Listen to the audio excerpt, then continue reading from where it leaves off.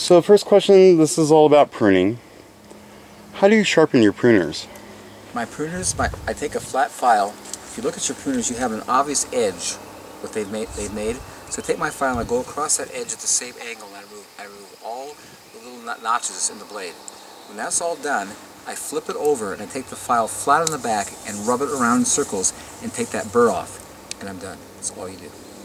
How long will the pruners last if you Depending on how you use them, they can go for years if you're not in dirt, because those pruners are really hard to seal, but if you're down cutting roots and stuff, you're going to dull them. So depending on what you're cutting, depends on how long the edge.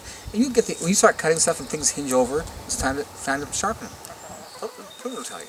What about the saw that you recommended everybody? That one cannot be sharpened by anyone in the United States. I sent it out, had it come back, and nothing cuts. When that gets dull, buy another blade, because nobody here can sharpen it. What's that saw called? It's called Samurai. The Japanese make it. It's the most amazing saw you've ever seen in your life. I'm cutting stuff like this in seconds. It's just amazing how fast it goes through things. It's like the most incredible. All I use in pruning for everything is that hand saw and my hand pruners. I do everything. Huge stuff. It's phenomenal. And I have a link to that off of my website, so it's easier to find that and the pruners that he uses. Yeah, Felke, the pruners are Felke made in Sweden. It's really hard steel, really good quality. And you should see mine. They come with plastic handles. Mine's totally aluminum. I totally wore the handles off. You know, this thing's got thousands of cuts on it, and it still cuts as good as I got it because it's well made. When you cut a branch off at the end, do you make the cut just after an outward-facing bud? I make it at the angle it goes so it looks like it grew that way. The whole idea is hiding your cuts. The art of pruning is hiding your cuts. And so you want to have butt cuts, so make it at an angle looks like that's just how it grew. So on this one, you wouldn't have made the cut there if the bud was like right here or something like that, right? You would have gone it right to how you did for an underneath. You want to make it look like it just made that bend on its own. You want a big stump there. What do you do with the branches and the twigs that you prune off of the trees? Well, I throw them here in my chicken pen, and then when they dry, I burn them.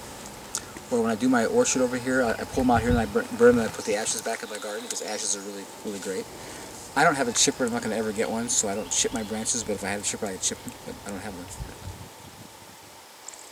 So one of the things I'm going to be moving over to Eastern Washington fairly soon. Cross fingers, hope. But I'll still come back and see you.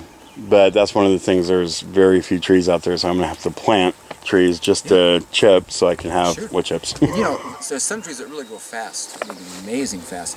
And the advantage of deciduous trees as opposed to evergreens, when you're done harvesting them, you cut them down to the ground, they grow back as multiples. And the next growth will be a lot faster than the first because it has this huge root system already established. And so you get such a quick return from deciduous trees. You saw them off, they come back as multiples, and like in a few years, it's all back again. It's phenomenal.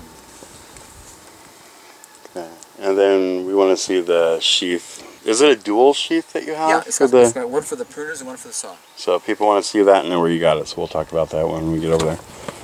Now, is there a time of the year that you shouldn't be pruning your trees? No. I prune my trees when it's convenient, because I'm realizing that God wants us to live a convenient life. His yoke is easy, His burden's light. In January, it's totally convenient. All the leaves are off the trees, so they're accessible. There's no grass to mow. There's no garden to take care of. No weeds to pull. What else does that have to do? It's just a perfect time. So January is when I usually do my pruning because it's just convenient. Now during the summer, when I have suckers developing inside the trees, I just take my hands and rub them off. It's really valuable. You know what I'm talking about, like interior growth, these big old suckers happening. When you rub them off with your glove when they're little, just think of what you're saving your tree. All that energy to create all that wooden leaves that shade, you remove, and that energy goes into your fruit where you want it. So it's so beneficial to take all that unwanted stuff out initially with the glove when it first starts, and then letting it grow and cutting it off in the fall, in the winter.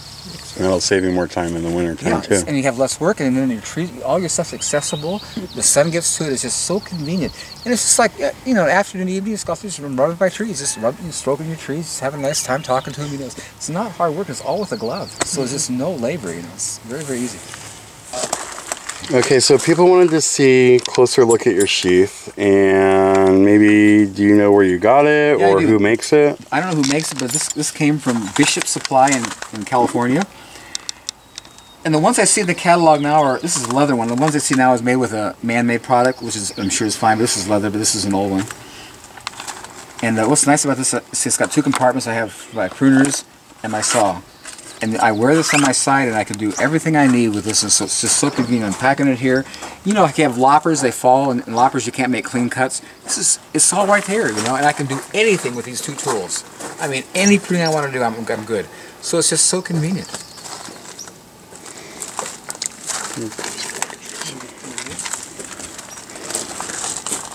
That's the samurai saw. Yeah. Now what I did here, you see, I drilled a big hole at the bottom of this. This didn't come that way. But you see, as you're sawing stuff, you get debris in there that packs in. So I just made a relief hole there, you know. It's awesome. You just push it right out. You know, it just falls out now. It's gravity. You know, Can you pull your pruners out so we can... yeah. I see these came with plastic red handles, and I've worn them off. These things are ancient, and I'm telling you, man, I've done thousands of cuts, but they're as good as the day I bought them because they're well made. Let me show you. Come on, let me show you this incredible design of this compared to all other pruners. See, when you're pruning these pruners and you keep doing this, eventually this wears inside and you get this sloppy thing and it doesn't cut clean. Look how they solve that. You see, this is adjustable, and when that gets sloppy, you undo this and undo this. You see how that locks that in there? So you take that and you tighten that down to the new position, put that back into place and lock it, and you're always right there. It's just like this was never designed to last forever. It's just, I'm telling you, you wouldn't believe, I've had this for decades, and you know, and it works as good as I got it. It's just well made. And you see, Swiss, this is made in Switzerland, and Swiss steel, European steel is so much harder than what we have in America. We're young here. Europe is way ahead of us, thousands of years older than we are, you know, kind of thing. And if you look at all medical good, you know, surgical tools are all made in Europe, Germany, Switzerland, Sweden, kind of thing. So that's where to get, you know, good quality. Who's the manufacturer on it?